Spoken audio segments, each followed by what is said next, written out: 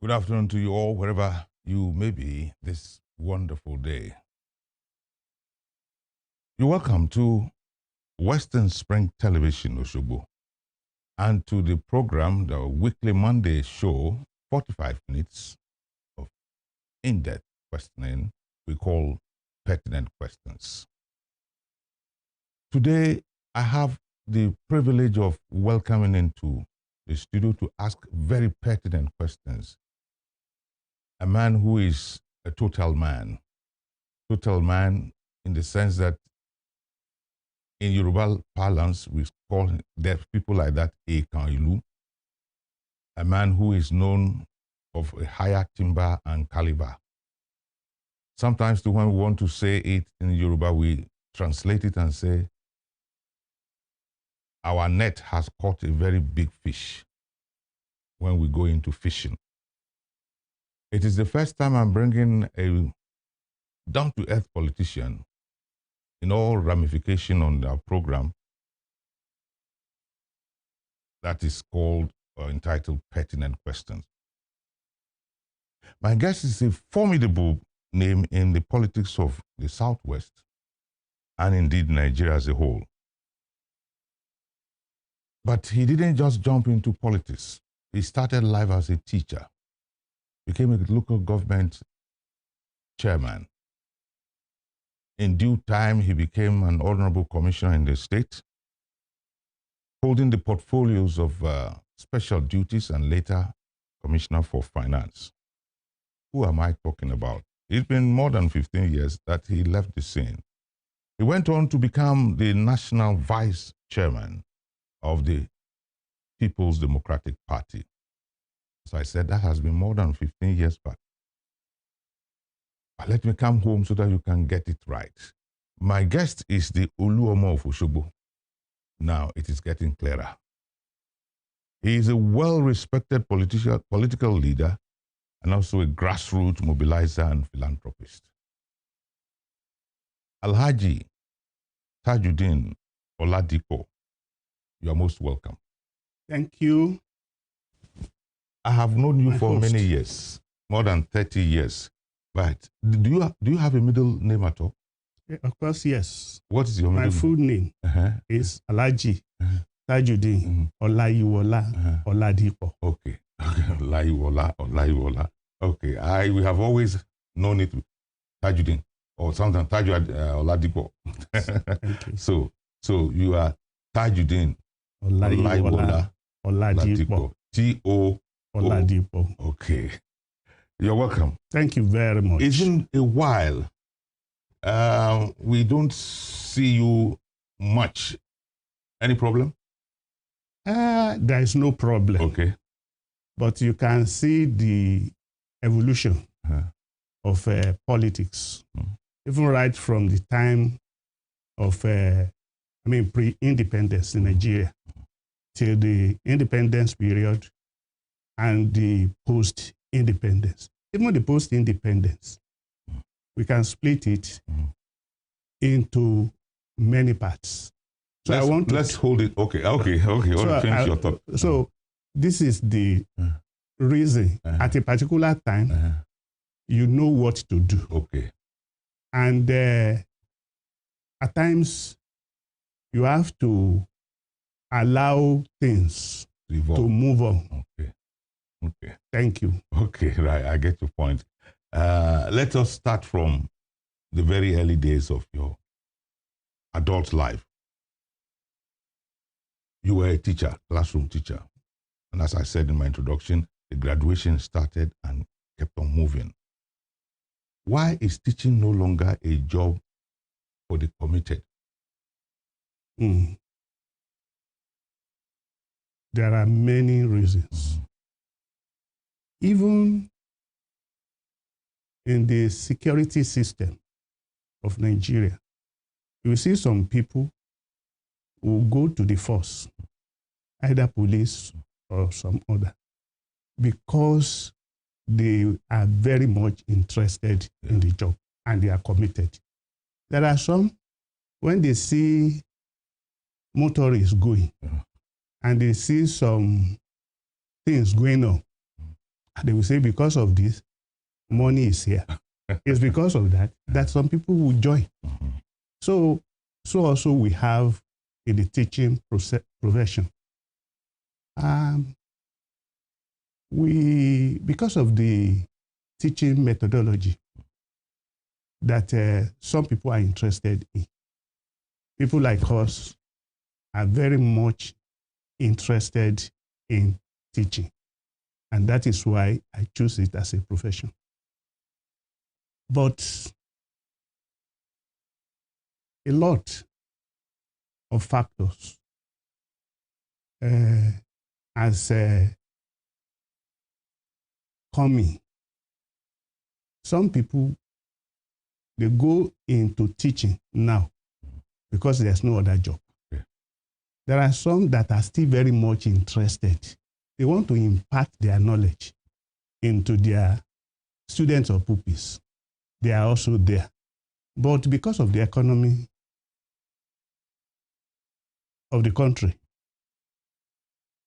people that are interested, they don't have any other job to do, they go into teaching just to have a living. Okay. That is so they while getting prepared and ready for a bigger job, they want to use teaching as a stepping stone. Yes. Such a person is not likely to be committed. No. Yes, you were a formidable local government chairman in Osun State. We remember your roles and your efforts at the political and in the teaching, the economic school life. The way you pump money into primary education. You paid so much attention to primary education, which was under your purview as a local government chairman. Why? Well, like you have said, I was once a teacher. And it is through my dedication to duty as a school teacher that even made me go into politics. I was a mathematics teacher at Osogbo Grammar School. Okay. I taught mathematics there. One of the students who used to fail mathematics before got interested in the subject. And the father saw it. How do you manage? The boy said, we have got a teacher. And it's not by force. You have to be there and enjoy your studies when you are with him. Then the man said, can you bring the teacher? I said, why not? He's a free person, he will come. So the boy told me that the father wanted to see me. So when I got there, the father was very grateful that the boy has changed attitude towards mathematics. How do you go about it? I say it's a teaching methodology. You don't, mathematics being an abstract subject, students run away from it. But you have a way of bringing them into liking the subject. And this is what I have been doing. And nobody will run away from mathematics lesson again whenever they have the subject. So they want to listen to some stories that I will bring in when I was teaching them. So the man said, from where are you? I said, I'm from Osogbo. Osogbo.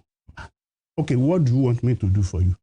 I said, my wife has just finished schooling and I want a job because the man was a politician. Okay.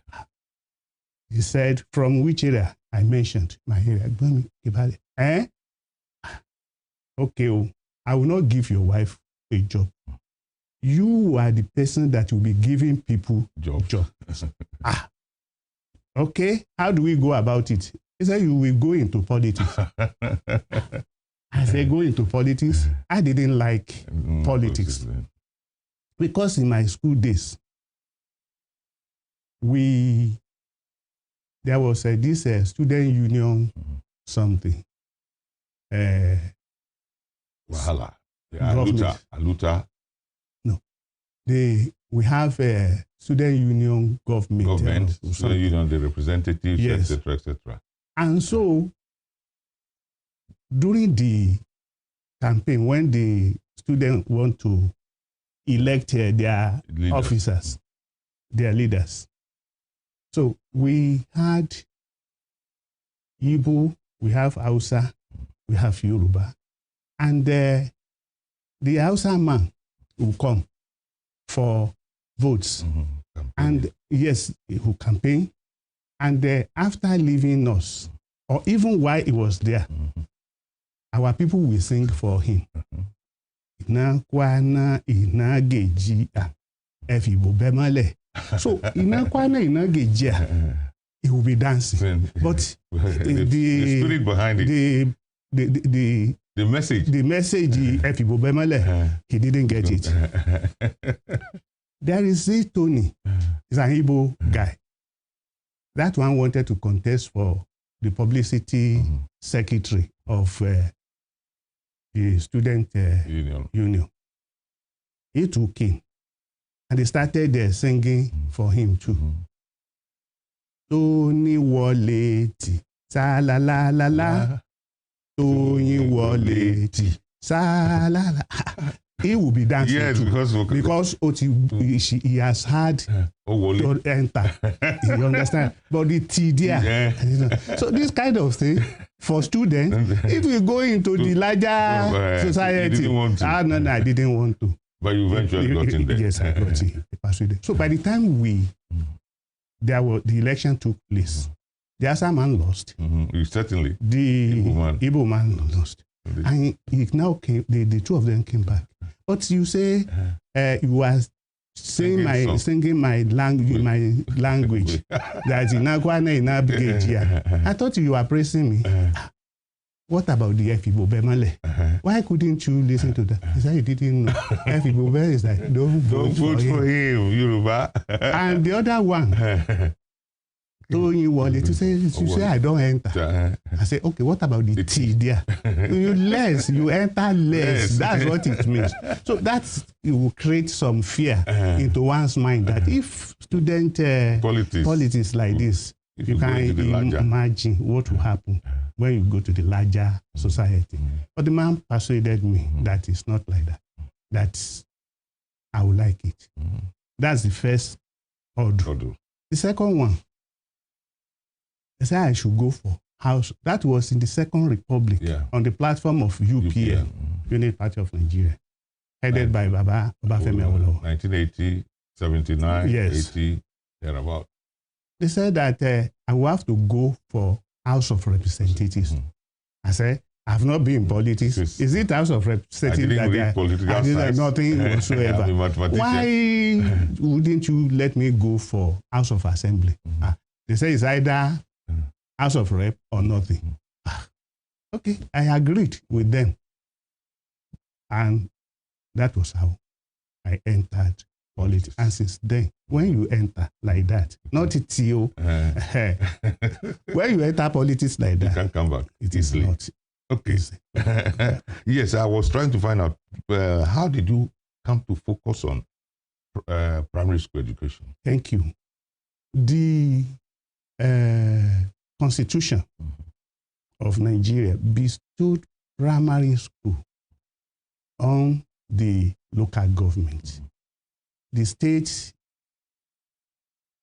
is to finance the secondary one. And maybe by that time, we don't have a state university. It's federal. So federal will take care of itself. So before I was voted in, the era of the UPN had gone. Because the military took over. And so by the time we were to go for election, when the military wanted to disengage, So we were to start with a local government election. Yeah, by that time, my leader then still insisted that I should be the one to contest for local government. I didn't know the difference. I said, okay, look, you said I should go to Lagos, 1,004 flats then as House of Representatives that host the. If you now draw me back, that's why I said, let me go to House of Assembly. Now I have been to House of Representatives. You now say I should come back. They said no. That even commissioners there, they asked them to come back and vie for elective posts at the local government because it was a new beginning. Yeah. So that was how I came into local government, and as an offshoot of the Unity Party of Nigeria, it will be ringing in your ears that the 4 cardinal programs of the UPN, the first one is free education at all levels. My own level is the primary one. Why will I not take care of the primary school education? That's why I was doing everything humanly possible to make sure that that foundation at the primary school level is okay. There was no school feeding. What did you do to attract them? That's exactly what I want to know.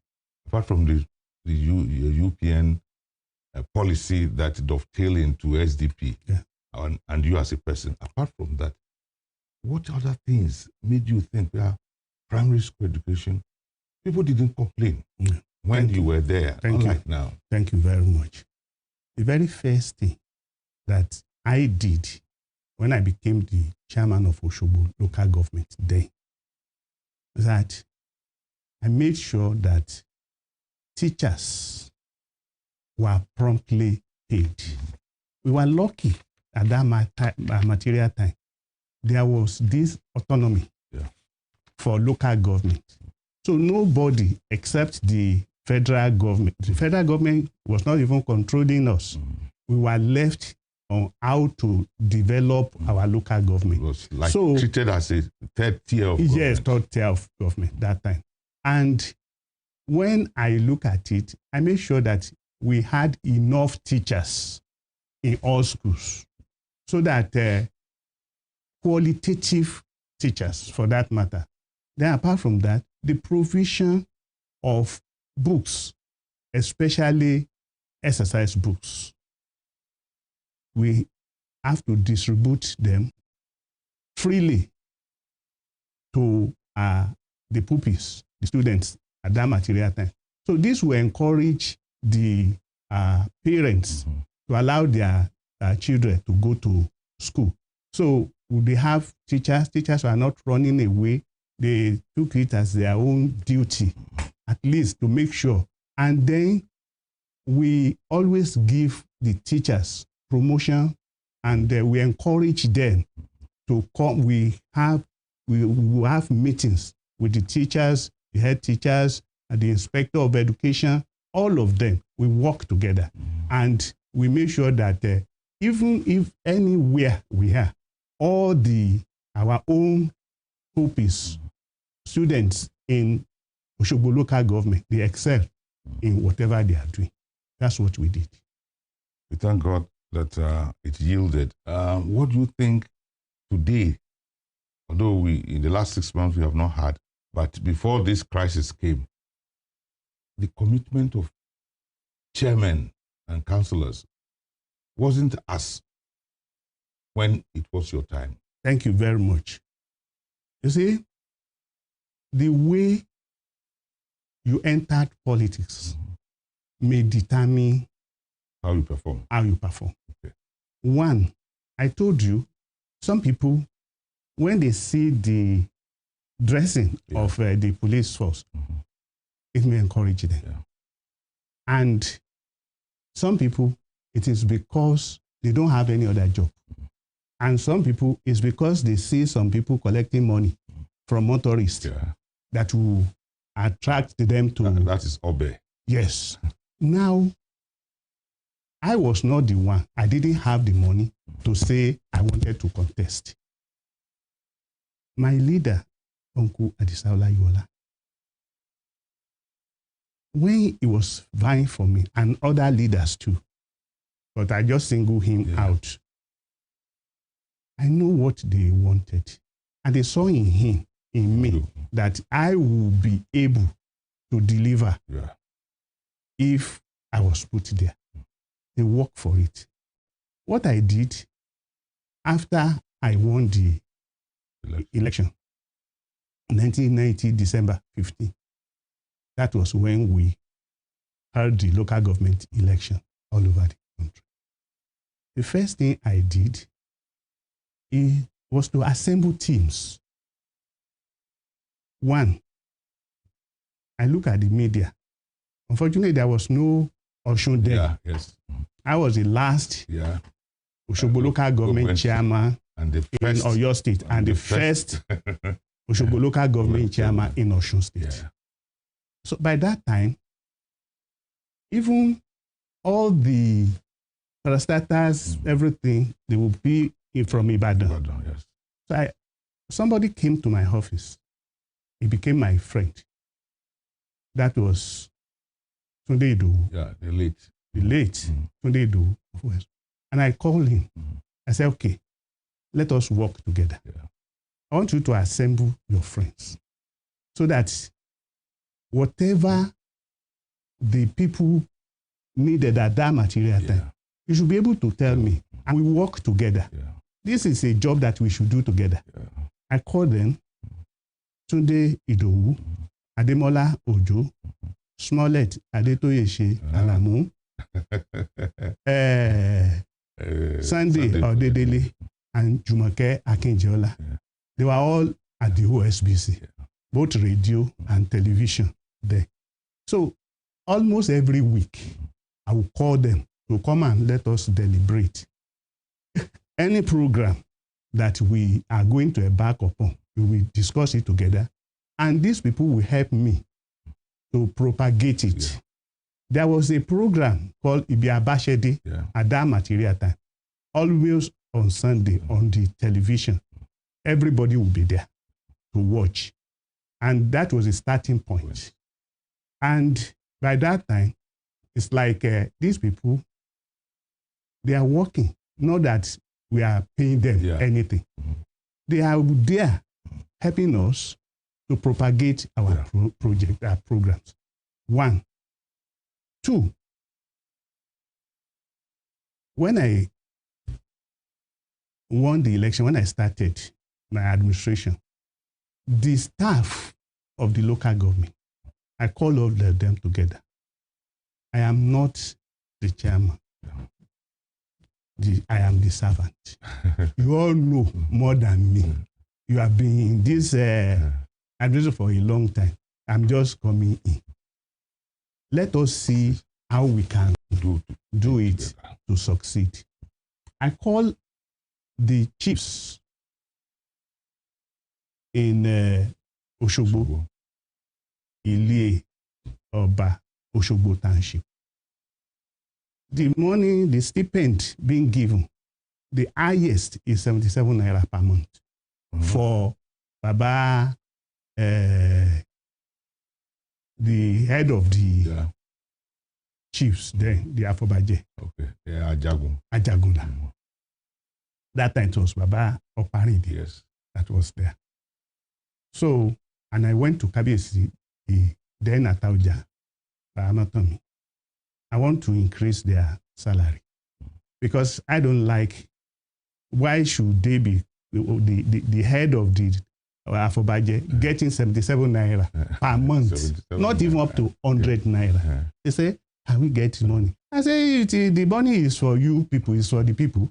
We will settle you when after doing that one, whatever remains, we use it for whatever we want to do.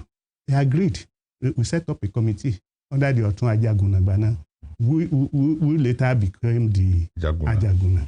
For a short period. Yes. And then we came out I gave them the money and I paid them 6 months arrears for the new stipends. So they were all happy. Yeah. So the politicians, the elders, please sit down. Give me whatever you think we can do to make Osogbo a comfortable place. Then I will go around.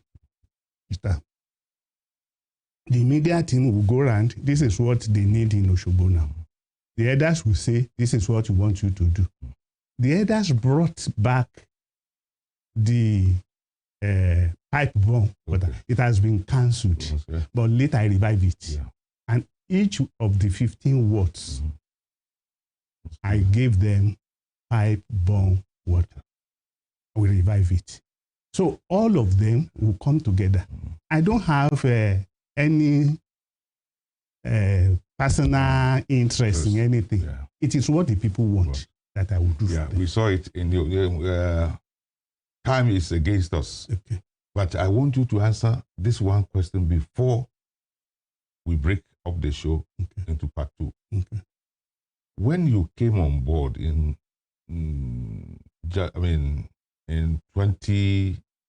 1990. Yes. You put up a structure at the market, which became the office of the governor. Yes. Sitting back, watching in the last 5 years, are you happy with what is there now? Thank you very much.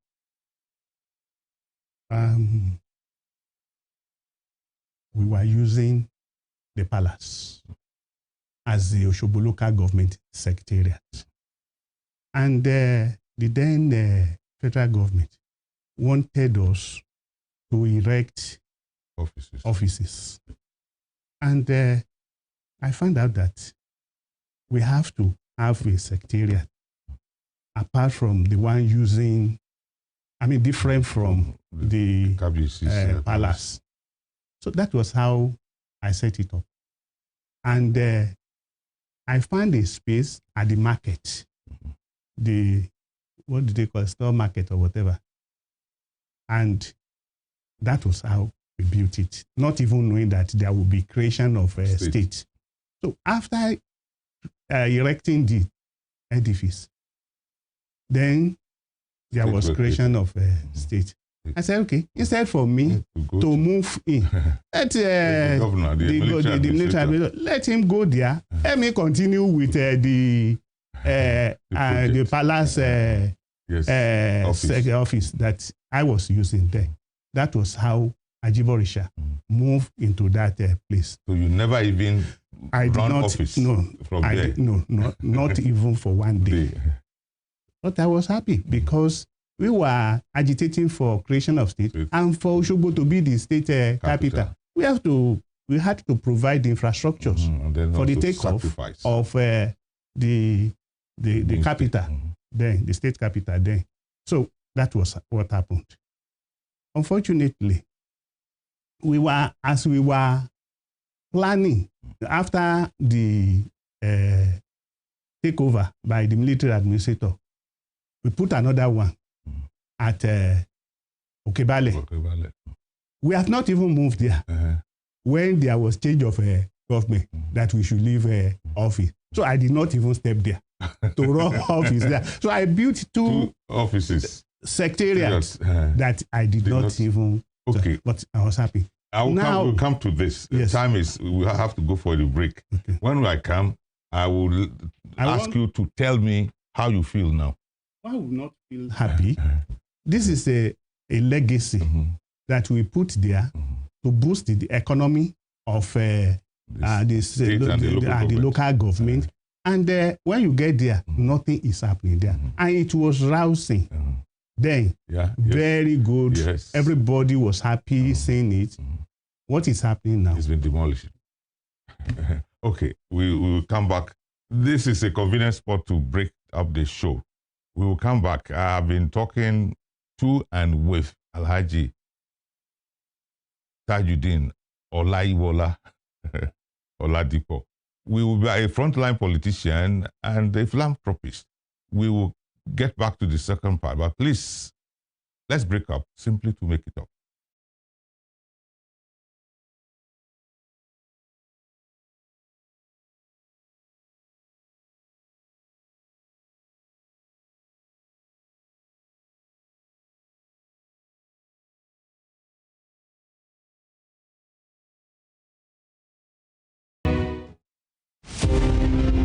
Born Jeremiah Oyeni Obafemi on March 6, 1909, Obafemi Awolowo was a prime architect of Nigeria's independence and most consummate advocate of free education and social welfare in Africa's most populous nation.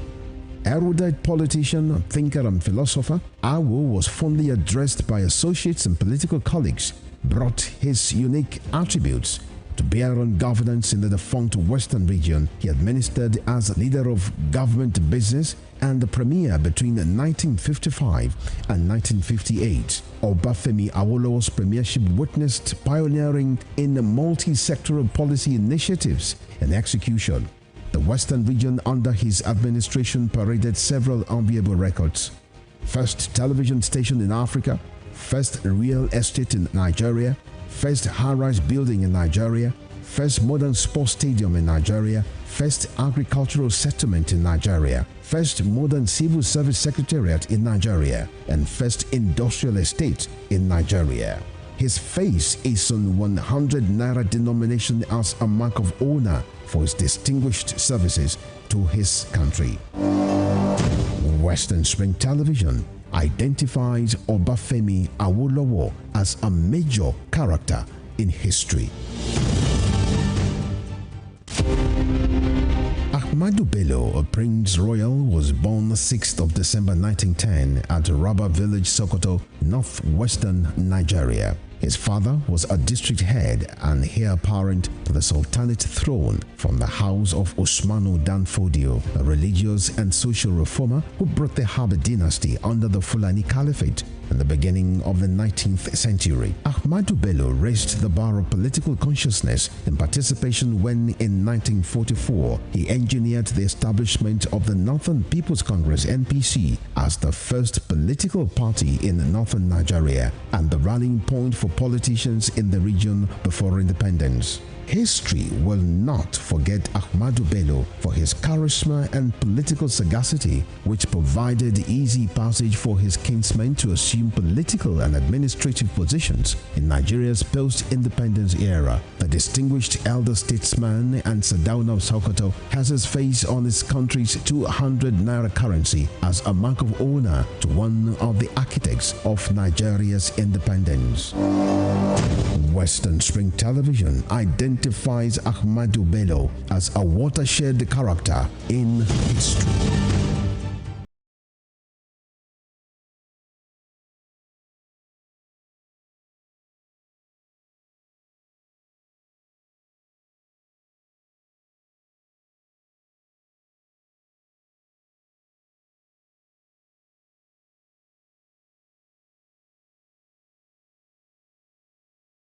Welcome back. In the studio is Alhaji Tajudeen Oladiipo. He mentioned something that I want to revisit in the first part of our presentation. You made me understand that you built within 3 years 2 local government secretariats, but you didn't have the opportunity of staying in any of them for even one day. Yes. How do you feel? Thank you. I feel great. Building is not as important as what you put out for the people. Okay. When the first one that we built at Ayegbaju, old governor's office, when we were about to go in, there was state creation. And we must have a place for the state administrator and the secretariat. So, in fact, the market there, the market buildings there too, we use part of it for other ministries and offices. But the main secretariat was used by the military administrator as governor's office. And so it was with happiness that we forget the idea of moving here as a teacher. But after that one, the administrator said, okay, it's your office that we took. Find another place. So looking for another place, I found out that, okay, Bale, we need some, we have to expand and make people go there too. So I said, let's build a secretariat here. The land there, the landowners there. He said, no, they will not allow us. They took me to court. Even on personal ground. I said, no. When we got there, thank God, we were able to. In fact, I wanted to give them compensation. But by going to court, it was not possible again because there were no farm product or whatever there. It was a barren land. It was a barren land. In fact, there was a primary school there. AUD, Okebale. I cleared it to build that secretariat. After building it, when we were about to move in, then the military struck. And so I was unable to go there. It was the people they picked that time that the new administration, they went there. So there was nothing we can do. So, but we thank God. Yes. Yeah, from local government administrator as chairman, you moved into becoming the commissioner first for works. Transport. Yes. Okay. Works and transport, finance, then special duties. Yeah. Okay. How did you feel like working under Prince Oyinlola? Well, I think we were able to perform because Oyinlola gave us a free hand. Having seen us that we were very, very committed to the development of the state. So you go there. Anyway, let us round up that Oyinlola was a very pleasant person to work with. Okay. That's good. You were once vice chairman, national chairman of the PDP. Yeah. What is happening to your party now? The problems appear insurmountable. What is the problem that is making things very difficult for PDP to overcome? Anyway, I think it has to do with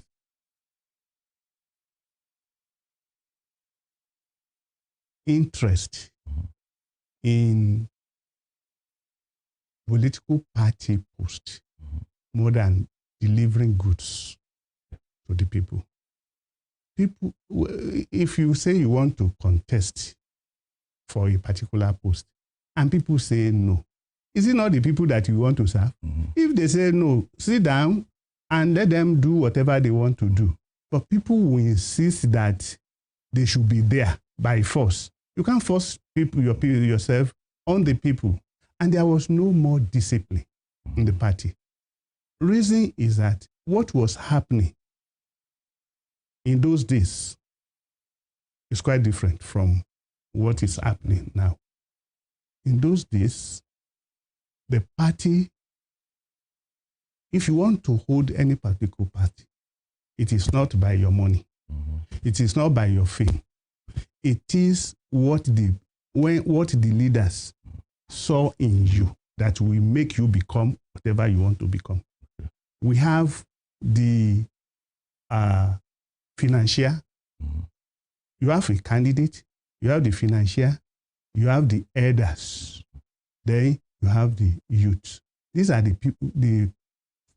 people that we decide. I mean, these are what we decide what you become.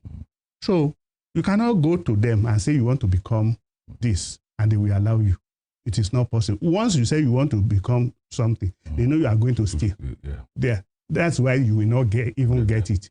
It is not like that now. Now, the elders, I mean, the candidate will rubbish the elders because he has money. The candidate will be the financier. The candidate will use money to buy voters.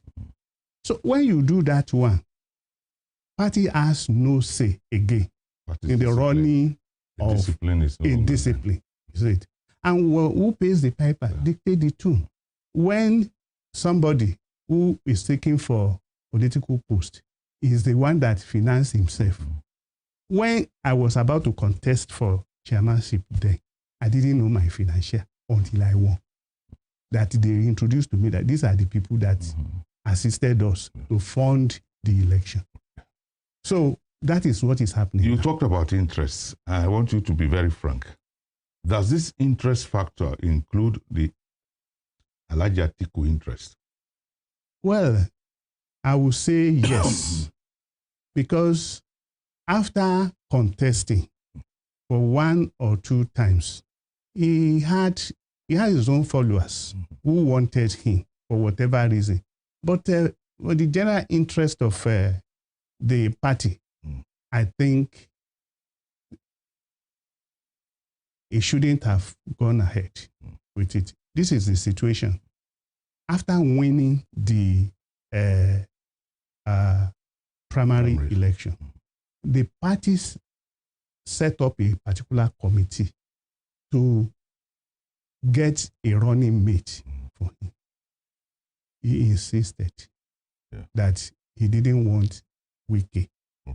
And because of that, those people got angry and it created problem for us. All right. Apart from that, before that time, there was this agreement that wherever if the presidential candidate is from the north, the chairman of the party must have to come from the south. But the man there was Aisha was is from the north, and because of that, we expected the running mate candidate, candidate to come from the south. But when we went for the election, the agreement is that if the northerners, if a northerner won the primaries, then the south will get the chairman. But when that happened, instead for Ayu to resign, he stayed put. And that is why we had the problems. Okay. Now, are these problems unsurmountable? Atiku has left your party now. Yes. The problem will be solved in this manner. For now, what is creating the problem, what has not made it possible to solve, is the emergence of Asiwaju Bola Ahmed Tinubu becoming the president. Well, how does that affect you? Thank you. Are from different parties. Yes. There are some people from the party that are giving him support for one reason or the other. Now, if the party want to settle, APC will not allow it to settle. No, and that is what I'm saying. In your time, you're also not allowing the ACN and Co. to. That is what is. Yes. Hardly ever allows this. I didn't blame anybody for it. But what I'm saying is that you are asking why and how it is going to be resolved. All right. Okay. After the exit of the president, either by winning the 2027 election or by leaving the place, then those that are with him now and who have interest, who still have interest of a PD at heart, will come back and they will reorganize the party. So it's it's neither here nor there. No, it is preconditioned on certain things. It is. Okay, let's come. You were national vice chairman. Tell me one thing you did in your vice chairmanship days, national vice chairmanship days, that you continue to remember. Well, there are many. Just one. But one of it is that we were instrumental to provide infrastructure, working with the president to the Southwest or the Southwest. Any state without federal university will be given a federal secretariat.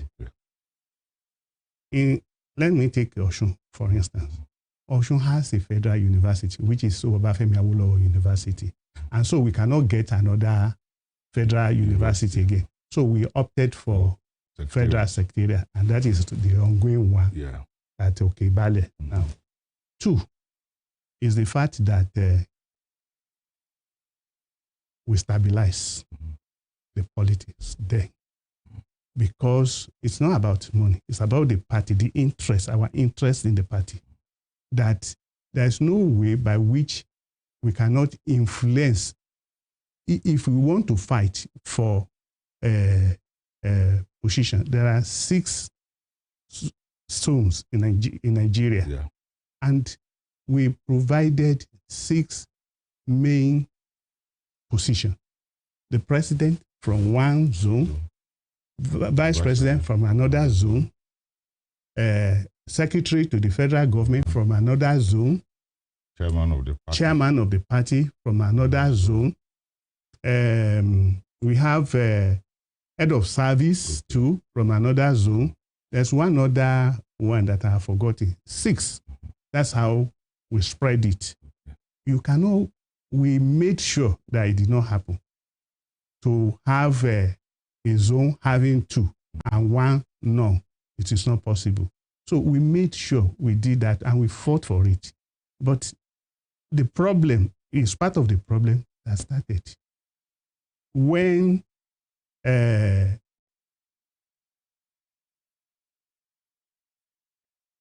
Jonathan won. This is what we said. We be our own state, our own zone. Since we said we have to provide the secretary. We wanted to present Speaker, Senate President, and those are the 6. Senate President, House of Rep Speaker, Chairman of the party, SGF. So 3 from the party, 3 for the elective post. Yes. Now, that's how we did it. But then, there was this problem. We wanted the speaker. And it is the Southwest that has to sit down for the post to nominate. But instead for them to allow us to nominate, they nominated for us. And it created problem. That is where the problem started. Let's leave it for you politicians to solve it. There's this last question I want to ask. Time is not on our side. You are Oluomo of Osogbo. That is a very, very high position. These days, we don't see you much. What is the problem? Is there any problem that makes you appear to be pulling out gradually? I am not pulling out. Okay, and that's what I want to hear. And I'm doing my best to see that that position and make use of it to help Osogbo to progress. During the time of when the late Oba that installed me as Oluomo, after his demise, there was the need for us for a replacement. And it was a fierce battle. And I played prominent role because not that I was the one that said, this is the person you are going to know. All the leaders in Osogbo, some people might be saying, no, they were all involved. Yes. They are all involved. And because I was in government, so that is why my own what I did. Your dundu Showed, has laid. yes. Now, after doing that one, I find out that I must allow people.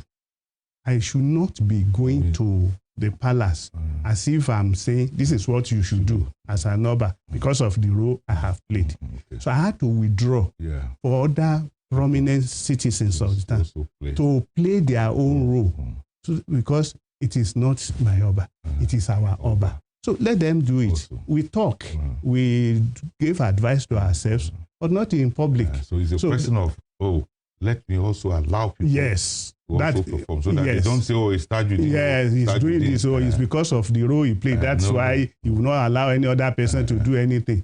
People, everybody has one way or the other to contribute to the progress of this town. And we allow, by the time Atauja was installed, I told him, Abiyesi, you don't belong to PDP. Don't belong to APC. Any government in power is your government. Yeah. Okay. All right. I think we will drop the anchor here. I want to thank you very much for finding time out of your crowded schedule to be here. Thank you, sir. To the viewer at home, it's been a long time. You might not have seen him much here and there, but he has broken the jinx. I have been speaking with Alhaji Tajudeen Oladiipo, former National Vice Chairman, PDP, a former commissioner in 3 different departments of government, a former chairman of the local government, who built 2 secretariats and never used any of them, and a former teacher. That's where we drop the anchor. And until next week, when we're able to come your way with another personality like this, I thank you for watching. Goodbye for now. See you some other time next week.